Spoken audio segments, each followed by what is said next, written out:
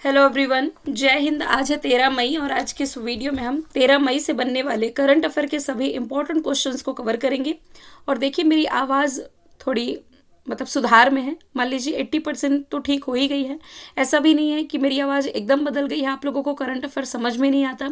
आवाज़ तो क्लियर आ रही है, लेकिन उस हद तक क्लियर नहीं आ रही है जो डेली करंट अफेयर में आती थी। तो 80% ठीक हो गया है, 1-2 दिन में शायद ये और ठीक हो जाए, तब ये वॉइस का इशू नहीं होगा। ठीक है, बस आप लोगों की क्लास मिस ना हो। तो चलिए शुरू कर लेते हैं क्विक रिवीजन के साथ। कल हम लोगों ने पढ़ा था कि अपना जो पड़ोसी है श्रीलंका, इसने अभी हाल ही में समलैंगिकता को अपराध की कैटेगरी से बाहर किया है। अदानी ने अभी हाल ही में म्यांमार बंदरगाह का स्वामित्व बेच दिया है, घाटे में बेचा है। प्रेसिडेंट द्रौपदी मुर्मू ने रिसेंटली 37 वीरता पुरस्कार प्रदान किए हैं। Laureus sportsman of the year ये जीता है लियोनल मेस्सी ने, जो कि अर्जेंटीना से बिलोंग करते हैं। चलने का अधिकार लागू करने वाला पहला राज्य पंजाब बना है। Draupadi Murmu from tribal hinterland to Raisina hill किताब लिखी है कस्तूरी रे ने। आईसीसी के द्वारा player of the month men's category में चुने गए हैं फकर जमा, ये पाकिस्तान के हैं। जबकि वुमेंस कैटेगरी का ऐड करना भूल गई हूँ मैं, ये होंगी नोरुमल चाइवई, जो कि कहाँ से हैं, थाईलैंड से हो जाएंगी। द केरला स्टोरी फिल्म चर्चे में, इसके डायरेक्टर सुदीप्तो सेन हैं। ईरान की अभी 3 महिला पत्रकार को प्रेस फ्रीडम प्राइज 2023 से सम्मानित किया, जो कि है नीलोफर हमीदी, इलाल मोहम्मदी और नरगिस मोहम्मदी। प्रेस फ्रीडम डे ये 3 मई को मनाया गया था। तो चलिए शुरू करते हैं। हमारा पहला सवाल, 42वां आसियान शिखर सम्मेलन कहाँ आयोजित हुआ? तो ये इवेंट और समिट वाला क्वेश्चन है। ये आयोजित किया गया है इंडोनेशिया में। जो आसियान कंट्रीज है ना, सबसे पहले आप इसकी लोकेशन देखिए। क्या भारत इसका मेंबर है? नहीं, भारत इसमें शामिल नहीं है। इधर साउथ एशियन कंट्री में यदि आप देखें तो Myanmar, Laos, Thailand, Cambodia, Vietnam, Malaysia, Singapore, Brunei, Indonesia और फिलीपींस। टोटल ना 10 मेंबर कंट्री हैं इसकी, भारत इसका सदस्य नहीं है। तो इन 10 मेंबर कंट्री के बीच में समन्वय या आप कह सकते हैं कोऑर्डिनेशन बैठाने के लिए, इन कंट्रीज़ के बीच में संबंधों को और मजबूत करने के पर्पज़ से ये समिट आयोजित किया जाता है। इस बार जो आयोजन हुआ, इसकी थीम है ASEAN affairs epicentre of growth. ASEAN association of south east Asian nation इसकी फुल फॉर्म बनती है। 8 अगस्त 1967 यानी कि 1967 में इसकी स्थापना हुई। इंडोनेशिया के जकार्ता में इसका हेडक्वार्टर है। ली सुन लुंग इसके अध्यक्ष हो जाएंगे। अच्छा, इंडोनेशिया ने पिछले साल G20 भी होस्ट किया था ना, 2022 वाला। जबकि इस साल का G20 कौन होस्ट कर रहा है? G20 प्लस SCO, ये दोनों समिट भारत होस्ट कर रहा है। साउथ अफ्रीका इस साल ब्रिक्स समिट होस्ट करेगा, ब्रिक्स 2023। यूएई तो कोप 28 इस साल का यूएई होस्ट करेगी। कोप यानी कि कॉन्फ्रेंस ऑफ पार्टीज। आगे चलते हैं। 13वें भारत रत्न अम्बेडकर अवार्ड से किसे सम्मानित किया गया है? तो देखिए, उत्तर प्रदेश के जो मुख्यमंत्री हैं योगी आदित्यनाथ, इन्हें भारत रत्न अम्बेडकर अवार्ड से सम्मानित किया गया है। ठीक है, और ये 13वें क्रम का अवार्ड है, डॉक्टर अम्बेडकर रत्न award, Bharat Ratna doctor Ambedkar award. Narendra Modi, इन्हें लता दीनानाथ मंगेशकर अवार्ड से सम्मानित किया गया था पिछले साल। लता दीनानाथ मंगेशकर अवार्ड के पहले विजेता यही थे। इस साल कौन है विजेता 2023 में? तो ये इनकी बहन यानी कि लता मंगेशकर की बहन आशा भोसले हो जाएंगी। Jagan Mohan Reddy Skoch chief minister of the year का अवार्ड इन्हें मिल चुका है। और यदि मैं बात करूं नवीन पटनायक की, तो इन्होंने उड़ीसा का जब बजट पेश किया गया था लॉकडाउन के टाइम, तो इन्होंने जानवरों के चारे के लिए, इनके खाने पीने के लिए अलग से धन आवंटित किया था, जिसके वजह से पेटा के द्वारा हीरो टू एनिमल अवार्ड से इन्हें सम्मानित किया गया था। आगे चलते हैं। किस प्रौद्योगिकी कंपनी ने AI चैट बॉट जिसका नाम है बार्ड ये लॉन्च किया है? तो देखिए, लगभग 20-25 दिन पहले ही मैंने आपको बताया था कि चैट GPT को टक्कर देने के लिए जो गूगल है, ये अपना नया चैट बॉट लॉन्च कर रही है, AI चैट बॉट। AI का क्या मतलब होता है? AI का मतलब होता है आर्टिफिशियल इंटेलिजेंस। आर्टिफिशियल इंटेलिजेंस का क्या मतलब है? कि इंसानों में सोचने समझने जैसी क्षमता, मतलब इंसानों के जैसी सोचने समझने की क्षमता और निर्णय लेने की क्षमता किसी मशीन में विकसित करना, यही आर्टिफिशियल इंटेलिजेंस ही। तो गूगल के द्वारा जो बार्ड नाम का चैट बोर्ड लॉन्च किया गया है, ये 180 देशों में रोल आउट किया गया है। 3 भाषाएं इसमें सपोर्ट कर रही हैं, इंग्लिश, जापानी और कोरियन। जल्द ही इसमें 40 भाषाओं को और अपडेट किया जाएगा। ये एक भाषा मॉडल है जो कि टेक्स्ट जनरेट कर सकता है और भाषाओं का ट्रांसलेशन भी कर सकता है। गूगल 1998 इसका फॉर्मेशन ईयर है, कैलिफोर्निया यूएसए में इसका हेडक्वार्टर है। सुंदर पिचाई इसके सीईओ हो जाएंगे जो कि भारतीय मूल के हैं। दुनिया का सबसे बड़ा डेटा सेंटर ये गूगल का ही हो जाएगा। माइक्रोसॉफ्ट हालांकि भारत में जो सबसे बड़ा डेटा सेंटर है ये हैदराबाद में स्थापित करने जा रहा है, हैदराबाद जो कि तेलंगाना की राजधानी है। मेटा फेसबुक का ही परिवर्तित नाम है।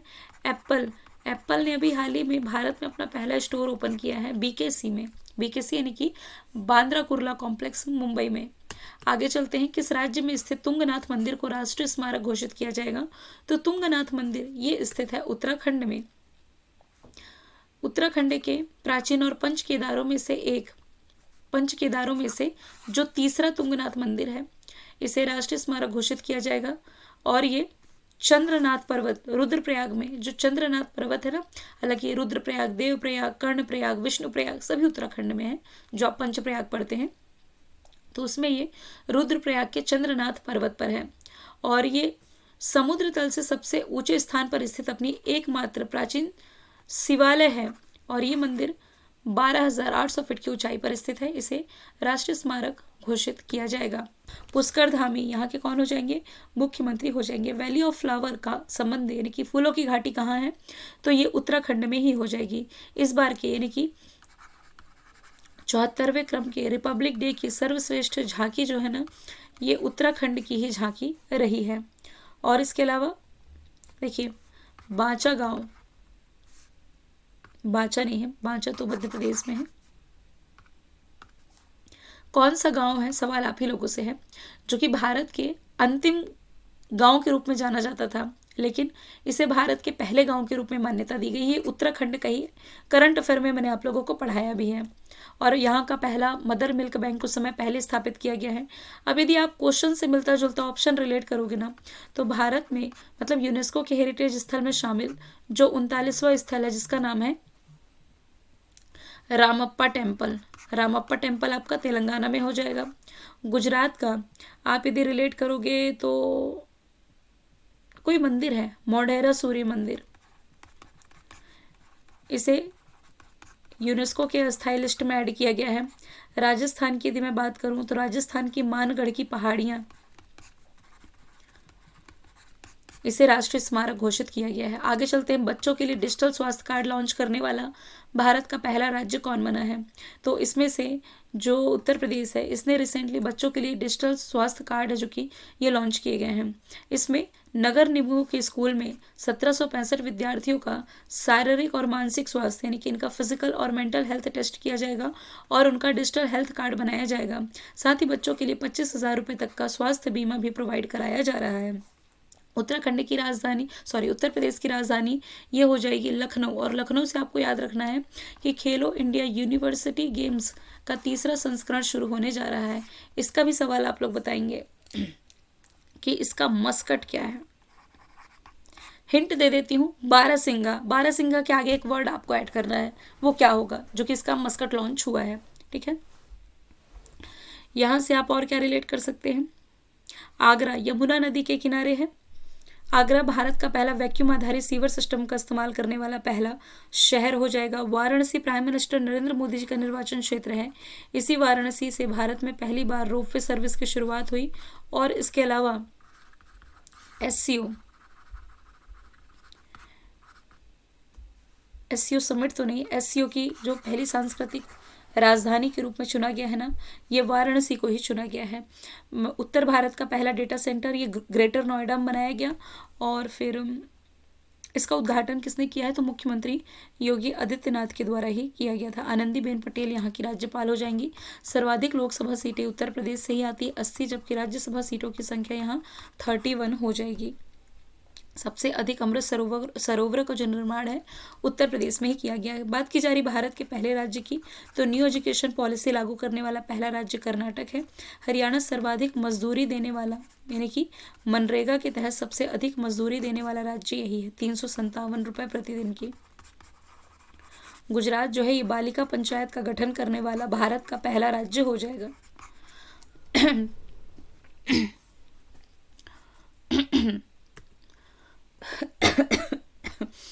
आगे चलते हैं, भारत की पहली पॉड टैक्सी की शुरुआत कहाँ की जाएगी, तो ये नोएडा में की जाएगी। जब इसकी शुरुआत होनी थी, लगभग 1 साल से मैं करंट अफेयर का क्वेश्चन बता रही हूँ। पॉड टैक्सी यानी कि ड्राइवरलेस कंडक्टरलेस कुछ इस तरह की व्हीकल होगी, पूरी तरह से ई व्हीकल होगी, पेट्रोल डीजल से नहीं चलेगी। 4 से 6 लोग इसमें बैठ सकेंगे। तो उत्तर प्रदेश के जेवर एयरपोर्ट जो कि एशिया का सबसे बड़ा एयरपोर्ट होगा, से फिल्म सिटी सेक्टर 21 को ये कनेक्ट करेगी। 14.6 किलोमीटर ये लंबी होगी। ये रिपोर्ट इंडियन पोर्ट रेल व रोपवे कॉरपोरेशन लिमिटेड द्वारा तैयार की गई है, जिसे यमुना एक्सप्रेसवे अथॉरिटी ने हायर किया है। तो पहली पॉड टैक्सी नोएडा में उत्तर प्रदेश से चलाई जाएगी। इंदौर है जो ना, ये भारत की पहली एड्रेस सिटी बना है। मुंबई भारत का पहला अंडर वाटर टनल।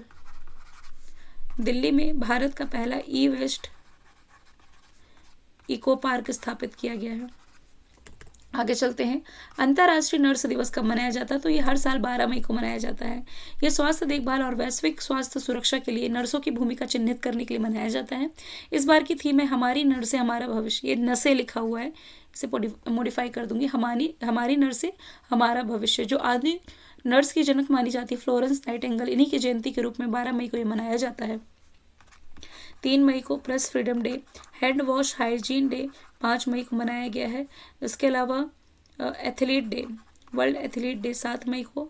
8 मई का डे नहीं बोलेंगे, रेड क्रॉस डे और थैलेसीमिया डे 8 मई को आपको याद रखना है। मई 2023 में भारत ने आर्थिक संकट से ग्रसित किस देश को 1 साल के लिए 1 बिलियन की क्रेडिट लाइन देने की घोषणा की है, तो 1 बिलियन का क्रेडिट लाइन भारत अपने पड़ोसी श्रीलंका को देने जा रहा है।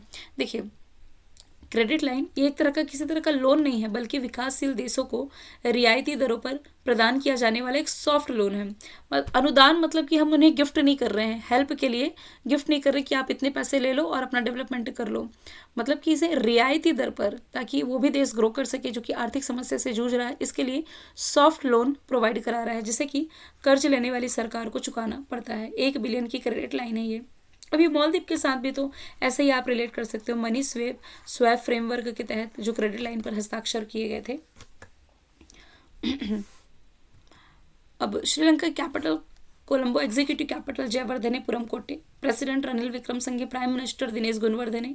मित्र शक्ति एक्सरसाइज भारत श्रीलंका के बीच होती है। कल गलती से मैंने संप्रति बता दिया था, बाद में फिर मैंने उसे हटा दिया था। ठीक है, हाल फिलहाल श्रीलंका के फैक्ट हम डिस्कस कर ही रहे हैं। देखिए, पुरुषों का जो एशिया कप है, मेंस एशिया कप क्रिकेट से रिलेटेड है, जो इसका विजेता श्रीलंका ही था, जबकि महिलाओं का ये विजेता कौन था, भारत रहा था। हम्बन टोटा पोर्ट यही है जिसका अधिग्रहण चाइना के द्वारा किया गया है 99 साल के लिए। अपना पड़ोसी है बांग्लादेश। मैत्री पाइपलाइन प्रोजेक्ट पर हस्ताक्षर किए हैं इसने भारत के साथ, और भारत के सहयोग से भूटान में मंगदेक्षु हाइड्रो पावर प्लांट, मंगदेक्षु परियोजना ये संचालित है। लास्ट का प्रश्न मैंने रिवीजन कर रखा है। 9 मई 2023 को किस योजना ने अपने 8 साल पूरे किए हैं, तो अटल पेंशन योजना, प्रधानमंत्री सुरक्षा बीमा योजना और प्रधानमंत्री जीवन ज्योति बीमा योजना।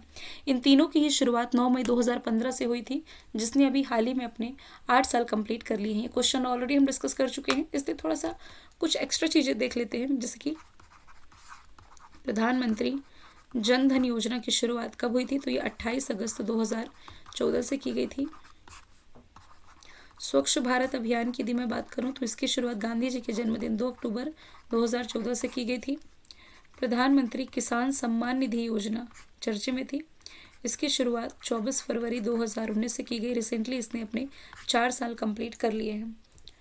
मैंने कल आपसे पूछा था जम्मू कश्मीर के बाद किस राज्य में लिथियम के भंडार खोजे गए, हालांकि इस बात को अब डिनाई किया जा रहा है। ये राजस्थान की न्यूज़ है। आज का सवाल आप लोगों के लिए, भारतीय वायुसेना का पहला विरासत केंद्र कहाँ स्थापित किया गया है? आंसर आप लोग कमेंट बॉक्स में बताएं। फिर हम मिलेंगे नेक्स्ट वीडियो के साथ। Thank you so much.